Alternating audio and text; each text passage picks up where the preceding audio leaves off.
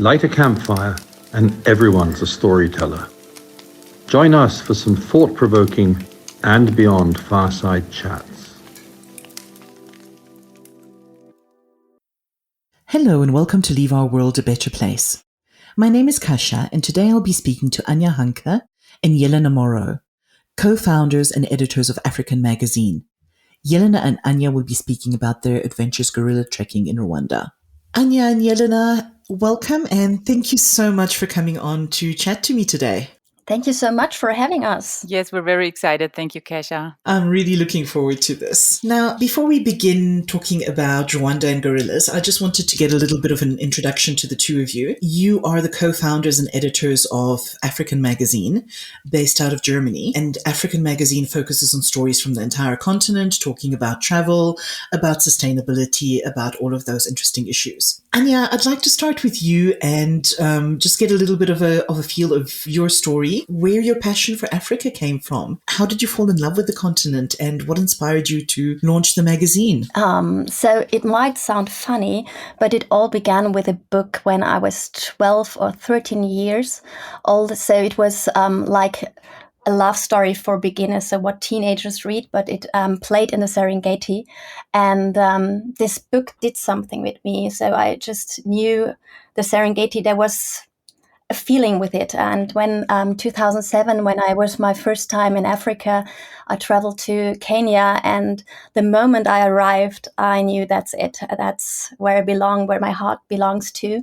So a couple of years later, I kind of forced my husband to do our honeymoon in South Africa. And so I started as travel, not as only as travel journalist. I started as a wine and food journalist, and travel came a little bit later. And with this in mind, Cape Town and the winelands, that was like my piece of heaven. So I really fell in love with South Africa, and then I started trying to sell stories about South Africa and chefs and wine estates, and traveling in South Africa to German-speaking magazines here, and it went very well. But those magazines weren't specialized in Africa. So I sold one story to a magazine, and then they told me I have to wait a year because now they have to focus on Italy or somewhere else in the world, because it wasn't all over Africa. And during my travels to South Africa and to other African countries, I recognized that always when I was on ground, I met many German-speaking tourists. And with these two things in mind, and really wanting to tell all the stories I experienced, I just thought, naive as I was, let's make a magazine out of it. Wonderful. I love that. I think for a journalist, the fact that your story began with another story, with a book, I really love that fact. It's beautiful. Yeah, but it's funny how things come together. I mean, in that moment when I was 12 years old, I didn't know that it will become a really important part of my life. So yeah. Jelena, and you didn't, the way that I understand it, you didn't have a similar background with Africa when you and Anja agreed to work on the magazine together. What did Anja do to persuade you about Africa, and what were your first impressions of the continent when you visited? Yeah, well, that's right. My first experiences weren't as beautiful or as epic as Anja's, but yeah, well, Anja and me, we were working together already for quite a time. She as the food and travel journalist, and me as a photographer. So we already did some stories on different topics together, and we were already becoming friends. So she always talked about Africa and told me how beautiful this continent is and how she enjoys the travels and everything. So one day she told me, Jelena, my dream would be to make a travel magazine just about Africa. And I told her, okay.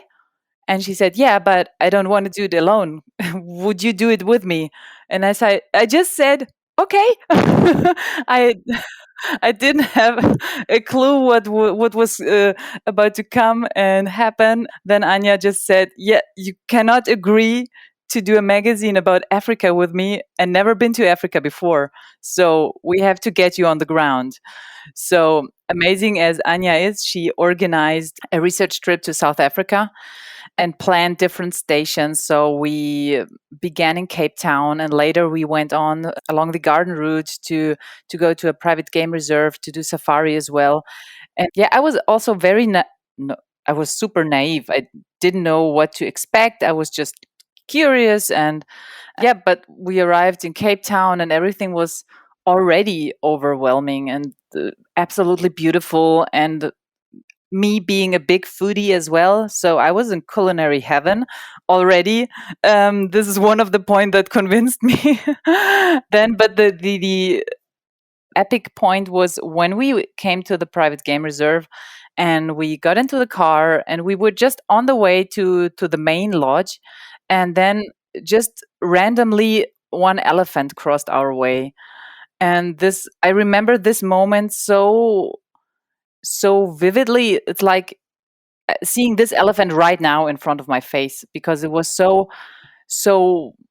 mind blowing and life changing. And this elephant looked at us, and I looked at the elephant, and I had the feeling, okay, this animal sees me or sees through me, or I don't even know how to explain. But this was, I'm getting goosebumps just talking about this. This was when I realized, oh my goodness, yeah, I want to do this magazine. I'm curious. I'm invested. I want to do this. Yes. It's wonderful how you have those specific moments that just make you, as you say, give you goosebumps and make you fall in love with Africa. It's really amazing. Seeing as we ended up talking about wildlife anyway, it's quite fitting. I wanted to talk to you specifically today about an issue of your magazine that was dedicated to gorillas and to the areas where you can do gorilla trekking. It's quite a fascinating subject, I feel. Could you tell me, why? I think it was probably about the third issue of your magazine.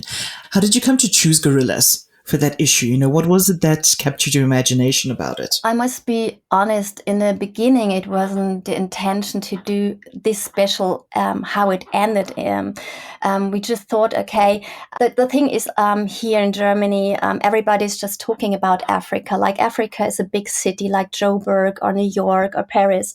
And we were so fascinated by this whole continent and to see how big it is, how diverse in each country.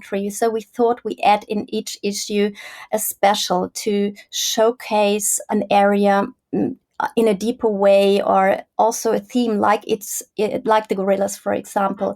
So we started with the magazine, and the first special was the Ngorongoro crater, so a typical Africa, which comes to everybody's mind. And then with the second one, we thought, okay, let's do the complete opposite.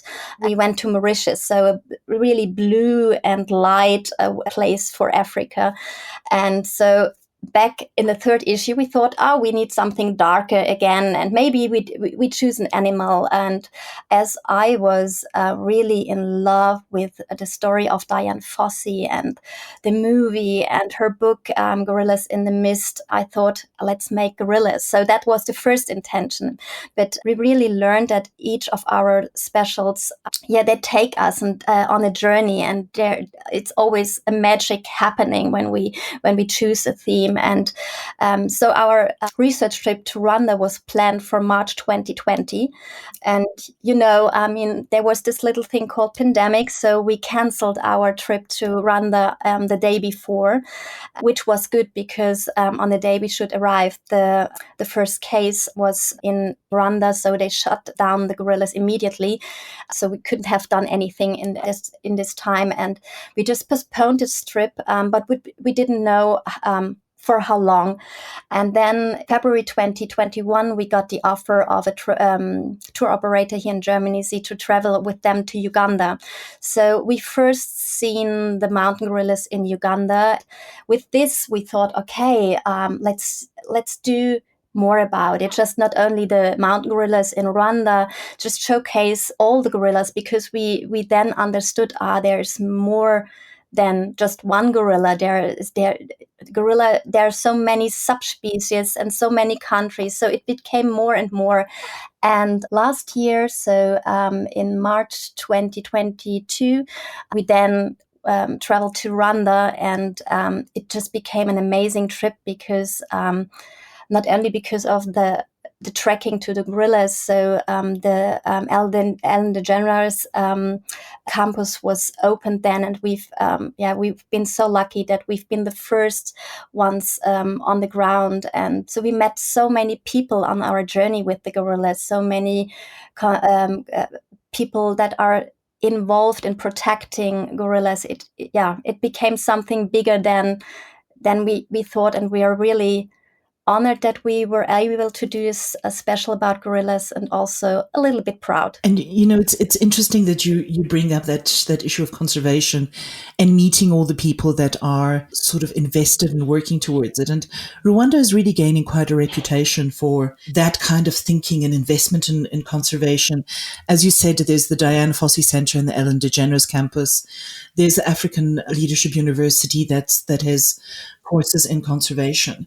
And I know that also aligns very much with the kind of themes and topics that you explore in your magazine. I know you have a sustainability issue coming up, for example. Did you know a lot about Rwanda's conservation initiatives before you traveled? Was it part of the choice that, was it part of the factors that influenced your choice? Or is this something that you came to find out about in the course of your journey through Rwanda? Well, let me answer this question.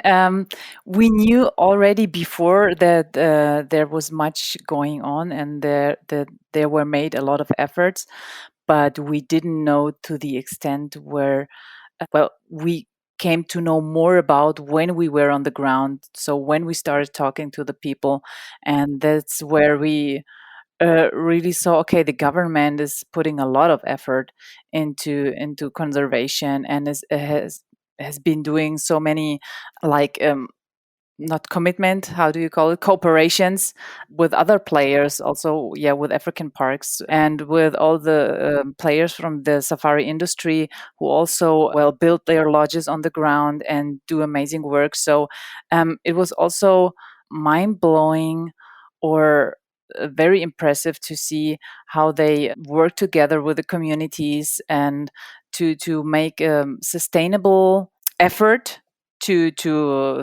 protect the wildlife, to protect the environment, to help people grow all together, so that everyone works towards the same goal. I remember after our trekking, I did a little interview with our guide on that day, and I asked him, what do you love about your job? And I thought I will get an answer like, it's so amazing being surrounded by these magical animals every day.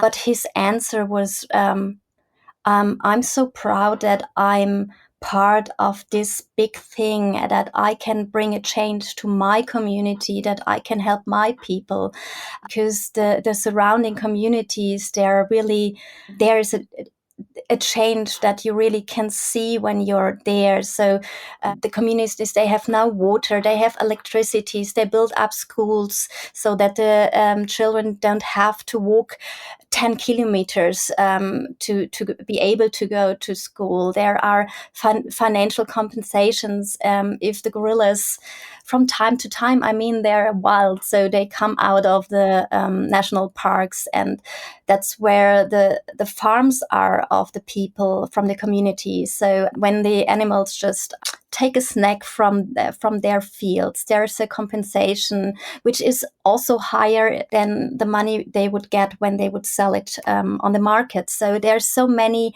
little things that you can see when you're there, and that's really impressive. That is one element that COVID shone the spotlight on in terms of travel. And, I'm sure you must have come across this in the industry that you work with, that debate about nature-based tourism and how it contributes to African economies and rural communities. How do you find the right balance between tourism and development and conservation? In your opinion, what do you think is the importance of that tourism, and do you feel that it contributes to the long-term success of conservation projects like the gorilla project? And how important is it to have not only tourism, but tourism that involves the communities? I think it's vital. And as you said, it's not only in Rwanda. So everywhere we've traveled, we've seen also our baseline, I would say, is like we really love to work together. For example, with And Beyond, because I mean, we know how you work and what your main purpose is. And to see that this kind of tourism really can make a change on the ground, I think is wonderful. And I think it's the only way to have a long-term success in those areas for the people, but also for the nature and for the wildlife. So, and I think for this, Rwanda is a magnificent example. Now, you mentioned the Dian Fossey Center and the Ellen DeGeneres campus, which had just been opened when you were there. And actually, fittingly enough, I was just chatting to a colleague of mine yesterday who'd very recently been there, and she was telling me about the interactive exhibits, all about the guerrilla communication, the 16 different types of calls, and all the things that you do there. Could you tell me a little bit more about that, about the center, about what you saw there, what you experienced, and what your experience of it was? Oh, it was an amazing experience. First of all, we were so lucky to arrive when it just had opened. So we were one of the first people ever, I think, to set our foot on ground. And well, first of all, it's a beautiful, beautiful place, and it's filled with so much information in a very entertaining way. So there's a lot of interactive stations, as you told. And there's like a 360-degree cinema where you can sit in and you're being surrounded by a gorilla family. So there's gorilla babies running around and with a human voice telling their story, and you're kind of immersed in a gorilla community, and it's super fun to watch. And also, learning the 16 types of gorilla calls is also super entertaining. And afterwards, you get tested. So Anja was being tested, doing some gorilla calls, and it was hilarious. It was so funny. I recorded some of this, and we were just cracking. It was amazing. Yeah, we learned about so many things, like, for example, that gorillas don't have a fingerprint, but a nose print, and every nose print is different. So you can recognize the gorillas by their nose print, which I didn't know before. Yeah, this is just a few of the things you can experience there. And also you can feel the spirit of Dian Fossey also, because they rebuilt the cabin. You can enter the cabin, and they put in some things of Dian Fossey in there. So you kind of feel humbled when you go in there, and it's so emotional, really. Amazing. It's beautiful when you encounter something that brings it alive in that kind of way. Yeah, I think it's really unique, and I think it's a perfect addition to the real gorilla trekking. So it gives you a deeper impact, and so this knowledge which you get there completely change the experience than in the national park with the gorillas. Gorilla conservation in Rwanda has actually been a huge success story. And, I think it's truly remarkable, especially given the challenges that the country itself as a whole has faced. Gorilla numbers have grown from, I think, just over 300 in the late 60s, early 70s, to over 1,000 of them. Based on what you experienced, what you heard talking to people, why would you say that conservation efforts there have been so successful? And also, what are the biggest threats that mountain gorillas are still coming up against? Well, I guess the success is mainly because everyone is combining forces. So everyone's working towards the same goal. So the government, the Dian Fossey Fund, the communities, everyone's like really, really focusing on protecting the mountain gorillas, of letting them thrive. And I guess it's just everyone working together. And still there are some some threats they're still facing, like, for example, traps and snares, which still can be found some at places, not because the people want to hunt down gorillas, but for example, antelopes just for food. And then the gorillas might trap in there, or it's could be diseases. So there's still a few things that still are dangerous for the mountain gorillas. But I think, yes, the efforts are paying off, and it's beautiful to see how the numbers grow. So I was last week. I was in Botswana, and I met a guy from the US who was traveling there, and he had a sighting of wild dogs. And he came back to the camp, and he said, "Yeah, I was in Rwanda, and the gorilla. Yeah, it's all good, but the wild dogs are the ones that should be protected more because there are enough gorillas." And I thought that's not true. I mean, there will never be enough gorillas on this planet. But the thing is, you see the change now for the gorillas in the last 10, 15 years. And when you see when it started, so we are talking about decades of work from so many people, from so many foundations, from the tourism side. So and all those people work together for half a century, and now you can say, okay, it's a good role model that you can see that working together on a big goal can make a change. So I mean, yeah, the wild dogs are under pressure, and we have to do something, but to see that it can work with the gorillas is, I mean, it's a wonderful a gift for everybody, and also a very good example for this kind of tourism also. But I think, it's really interesting what you're saying, both about collaboration and about the time that it takes to do this. That's something that our CEO, Joss Kent, I've heard him speak about this over and over again, that, if you truly want to make an impact, it's not about just having a 3-year plan or a 5-year plan or even a 10-year plan. It's about consistent effort that spans decades and that goes on indefinitely and sustainably. So I think it's absolutely crucial. And obviously you need markers to see how you are doing, but it's not a case of, we'll focus on this species for 3 years and on that species for another couple of years and everything will be fine. Yeah. Definitely not. Yeah, that's definitely not. Yeah, it's very much an ongoing effort. And again, collaboration is crucial. And I think that's something, that in the tourism industry, it's been so heartening to see that happen over the past 3 to 5 years, to see so many more companies coming together with common goals for the benefit of conservation. And we love to see this, because I mean, that's the stories we want to tell, and writing those kind of stories gives us so much. I mean, it's heartwarming, and it gives so much.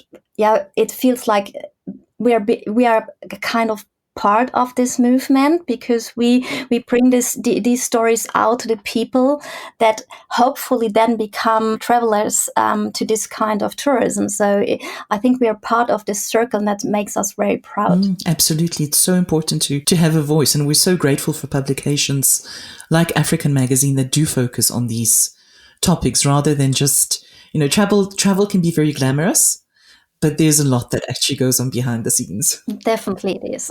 We really need to talk about the actual gorilla trekking itself, because obviously that is a bucket list item and a huge focus. So, I think like most wildlife adventures, it is a case of being the right place at the right time. And there's a lot of information and a lot of, I think, also misinformation out there.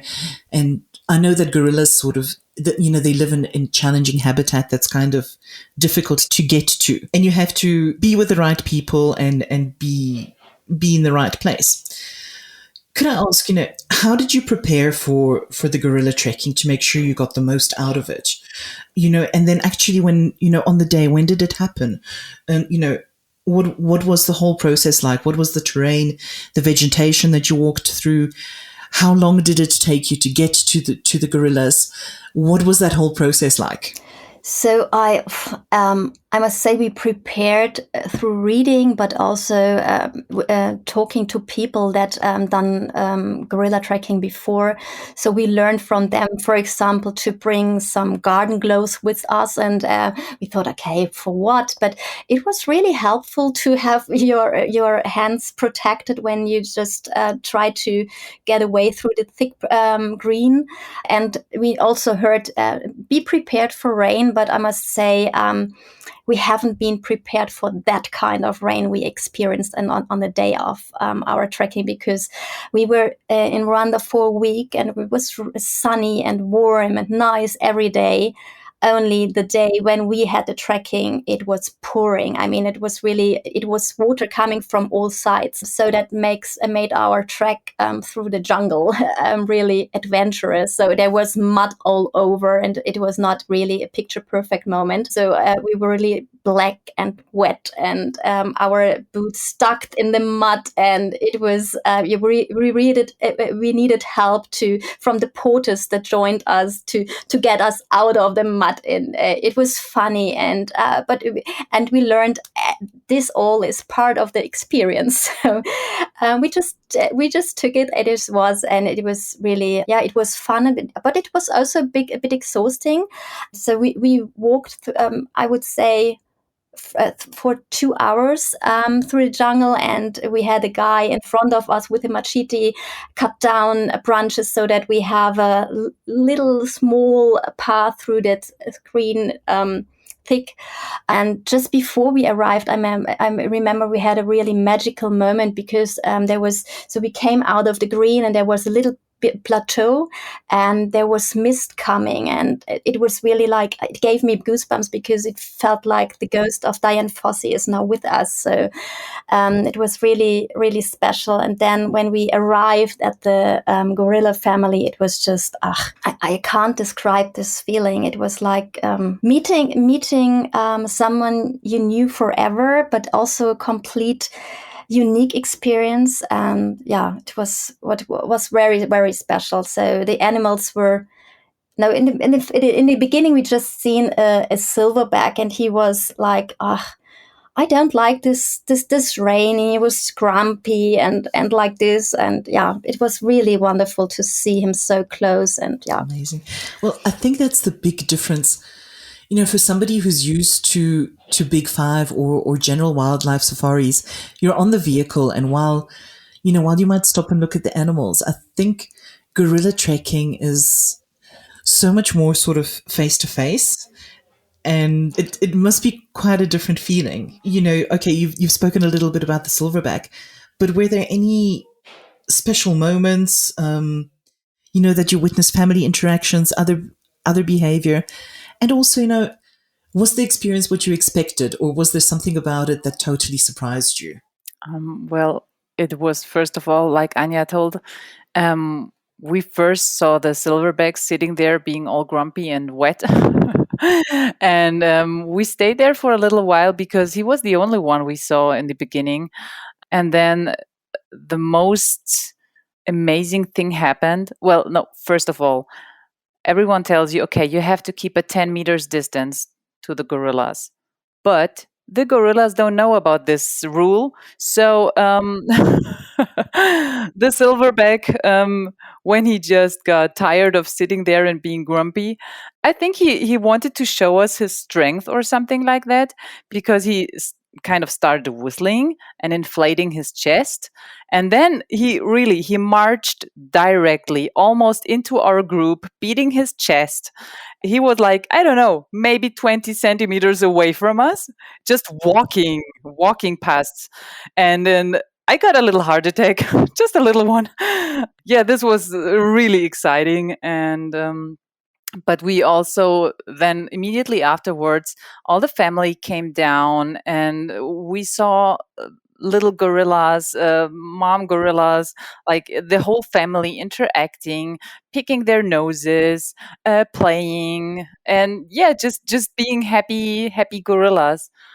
So this was amazing to see, and also to look them right into their eyes or into their faces and realizing that, oh my god, we're so much the same. And it was just amazing. I think you could repeat this. I think you could repeat gorilla trekking over and over and again, and each experience is completely different. That's, I think, yeah. I definitely want to do it another time. Yeah, me too. Oh, wonderful. But I must say, Kasia, it is the funny thing is when we started the magazine, Jelena told me, I do everything with you, but no apes. She said.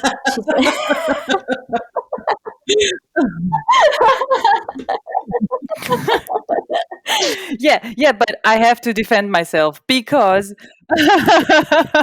I was terrified of all, well, apes, because when I was a child, it was a stupid experience. I was going with my sister to a circus, which is awful, and they had small monkeys in a cage, which was also awful. But as kids, we didn't know anything. So my sister saw that in the cage there was a baby monkey, and she wanted to pet the baby monkey. So she started petting the baby monkey, and then the mom obviously came, wasn't too happy, and bit my sister in the hand.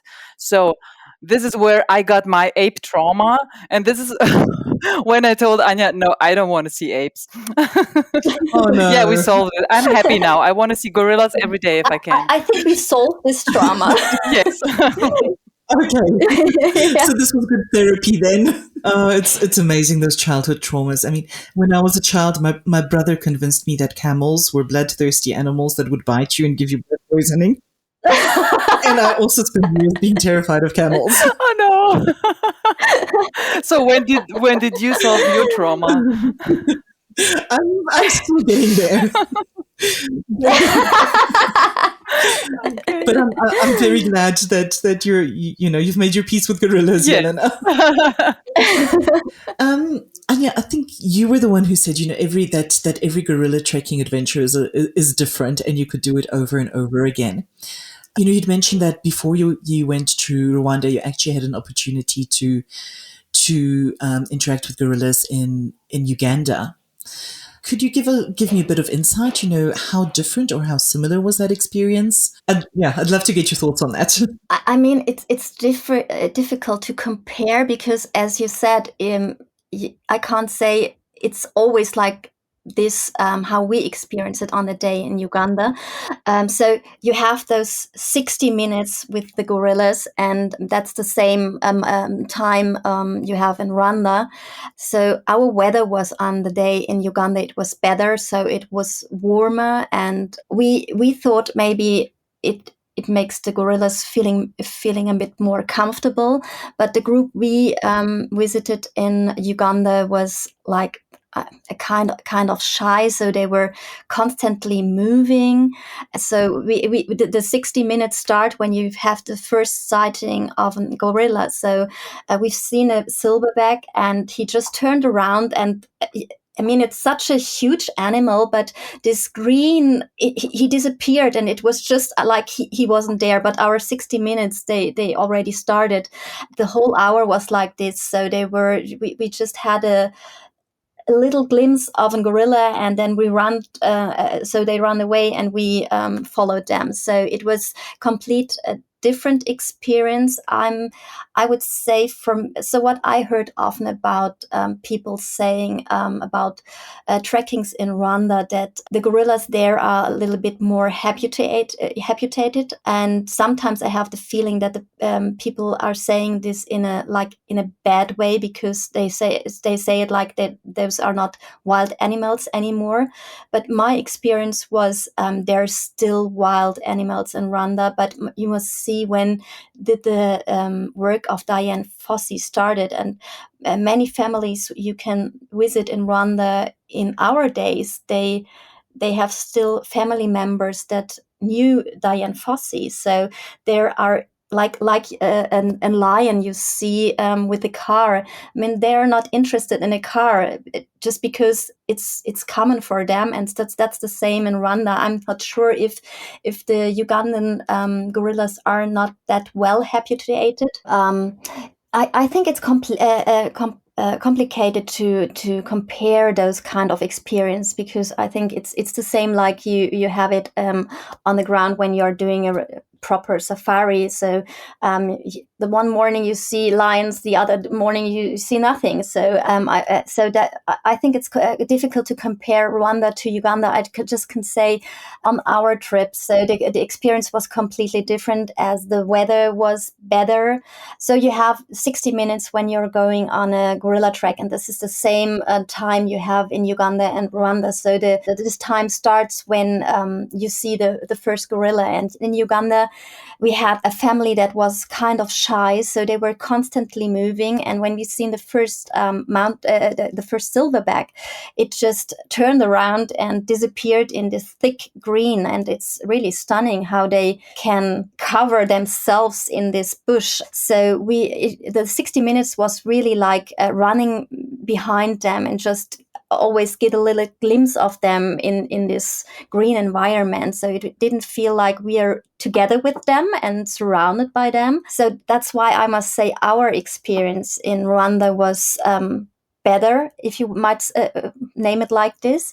I often heard people saying that the Rwandan mountain gorillas more habituated to the people, and they say it like in a bad way, like they're not wild anymore. But I must say, when you think about when did Dian Fossey start with her work, and there are still family members in those gorilla families that used to live with Dian Fossey, so they are really they know humans since they are born. And I must say, if I do this once in a lifetime trip and I want to see gorillas, I really want to see them and be with them and have the feeling I can just be part of their family. So maybe also because I'm a fan of the Dian Fossey's story and the brilliant work she did for the gorillas, I would prefer to go to Rwanda also when I see what the ecotourism is doing in this country. Jelena, there's something that I've actually been dying to ask you as a photographer, because so often you see these beautiful photos of gorilla trekking. And I remember like actually the cover of your issue on gorillas had such a fantastic photograph on it. And yet you were talking about how terrible the conditions were and that it was pouring with rain. And obviously the lighting can't also be that great in the rainforest. Are there any tips and tricks that you can share with, like an average photographer who wants to get some memorable photos of their gorilla trekking adventure? Well, it would be helpful to have a good camera, good SLR camera with good high ISO performance. This would be a really important point because it can get quite dark, especially when it's raining, especially when you're surrounded by greenery and big trees and stuff like that. So you have to push your camera to the limits it can give you. And not also only that, but also to have the right lenses with you, because depending on how close or how far away you are from the gorillas, you want to be sure to have the opportunity to take good photos. So I would suggest take 2 lenses with you, one with a medium focal length and one telephoto lens, so that you can change to take some more close-ups of the gorillas or the gorillas a little more far away with the surroundings. Or if you don't want to carry so much stuff with you, make sure you have like one lens which can cover it all. Just go to your camera retailer and get good stuff. Yeah. And a good weatherproof bag to put it on all in, right? Oh, yes. Right. A rain cover, which funnily enough, I had a rain cover on my camera because obviously it was pouring down. And then I didn't see anything because the rain cover got foggy, and then I didn't see, okay, what am I taking pictures of right now? So I thought, okay, either I take pictures or I don't, because I don't see anything. So I removed the rain cover. My camera got soaking wet, and I just thought, okay, well, if the camera dies, it dies, but at least I have the pictures. So this is also where good equipment pays off, because the good equipment, the really good equipment, can take some rain. Thank you. That's very helpful, all of that. Thank you so much. Okay, now, obviously, gorilla trekking is absolutely a bucket list item for anybody who's going to Rwanda. But I know that on your itinerary, you also visited Akagera National Park. I'm quite familiar with it because of the amazing work that African Parks has been doing there, and because And Beyond has worked with them quite a lot on that. But I don't think that very many people think of Rwanda in terms of any kind of safari experiences other than gorillas. Was Akagera a place that you had heard of before you started looking at your trip to Rwanda? And why did you decide to include it on your itinerary? So when we started planning our trip to Rwanda, we somehow realized that Akagera National Park offers the opportunity to see the Big Five, and we didn't know that before. So we thought, okay, why just go to Rwanda just to visit the gorillas and nothing else? We thought, okay, this country has to offer more, and we're curious. Yeah, we want to experience Akagera National Park just because it's another part of the country and with another ecosystem, right? Has a savanna nature. So, and with the Big Five, we just wanted to see an experience. And we also heard about the relocation of the 30 white rhinos, and Beyond did or relocated together with African Parks, right? So, and we were kind of curious to see. So we went there, and the landscape is beautiful. It was amazing to see, also with the lakes and everything. Unfortunately, we haven't seen all Big Five on our short trip, but that's always, as it is. You can be lucky or you can't. But we saw a lot of birds. There are so many birds over there, and we did some interesting rides with our guide also in the night, and he just switched out the motor of the vehicle just to listen to the sounds of the night. And this everything is so well adds to a beautiful experience. So, and we did a boat tour on the lake. We got a little chased by a hippo, by an unhappy hippo. So we got a little action as well. And yeah, we're so glad that we experienced this side of the country as well. And I must say, I think it's really wonderful to see that there is more about Rwanda than just the gorillas or the chimpanzees, so that you really can do a whole Africa trip in this small country in the middle of Africa. So I know a lot of people tend to try and combine it with Kenya or with Tanzania, but I think there's so much work being done on conservation and so much effort being put into it. I think Rwanda really is an up-and-coming all-around safari destination. Yeah, definitely. And to see, so if you look on the story of the Akagera National Park, that was devastated after the genocide, and now also again people are coming together and join forces to bring it back to where it was centuries ago. And I think that's really wonderful to see, and to see that the Rwandan government does so much for this country. I mean, sure, to bring people with money visiting this country, but in the end also it helps the people, the landscapes, nature, the animals. So I think it's really wonderful to see what's happening there. Having your kind of unique insight and access to the people that you spoke to, overall, what would you say was your impression of the way that ecotourism and conservation are managed in Rwanda as a whole? I must say, as I just said, I would say Rwanda is a really role model for this kind of impact and it's wonderful to see how ecotourism can make a change and leave a positive impact for people, for nature, for wildlife, so that you really can see if everybody works together on that one goal, it really can come true, and it can make a change. And we are trying to support with our stories companies that have this DNA in mind. And I think it's really, the support opens so many doors and helps boost positive change, and it's fantastic. Okay, just to round off with, I'm sure you're aware there's been a lot of talk, especially since COVID times, about the sustainability of travel, and the resources that go into traveling and over tourism. as travel journalists, what is your feeling on that? Is it sustainable to travel to destinations like Rwanda? And should people be doing it? Oh, they definitely should. They definitely should. I think through tourism, you can bring change, and it depends on the kind of tourism, what kind of change you bring, because there's tourism and there's tourism, obviously. So there's mass tourism, which kind of destroys everything, or not, well, doesn't have a positive impact. It just brings joy to the travelers and fills some pockets of some people who work in this industry. Or there can be the sustainable ecotourism, which really cares about the bigger picture, which involves everyone, which doesn't destroy. And I think this kind of tourism is really beneficial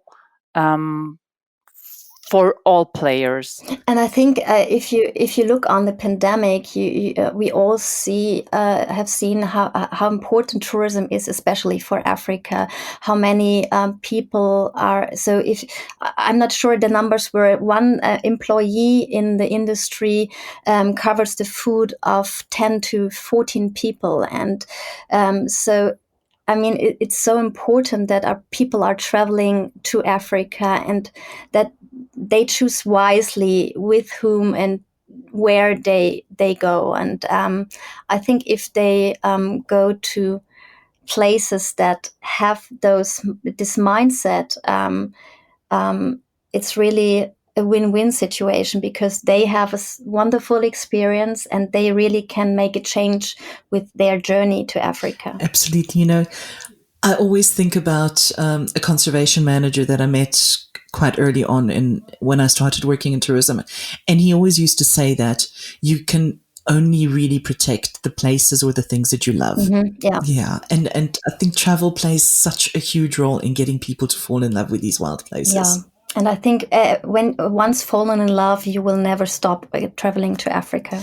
And thank you so much also for the role that magazines like yours play in, examining these issues and speaking about the destinations and about the tourism operators that are doing so much to combine tourism and to work with sustainable tourism. Oh, thank you. I mean, you help us giving all those people a voice. And I hope that many people that hear about what And Beyond is doing, or the stories we are writing about, really just travel. Anja and Jelena, thank you both so much. It has been an absolute pleasure to talk to you today, and I really, really appreciate the time. Oh, thank you for having us. It was amazing talking to you. Thank you. Thank you so much, Kesha. Thank you for listening to Leave Our World a Better Place. Don't forget to subscribe to make sure that you never miss an episode. If you'd like to find out more about And Beyond, please log on to our website at andbeyond.com.